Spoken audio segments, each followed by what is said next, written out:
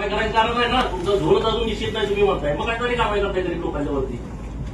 तुम्हाला जे करायचं आहे, जे बेकायदेशीर आहे, सरकारच्या जागा ताब्यात घेतलेल्या आहेत, महानगरपालिकेच्या जागेमध्ये अतिक्रमण केलंय, तिथं मोठी मोठी बिल्डिंग असते, तर कारण आम्ही तुमच्या पाठीमागे उभा राहतो.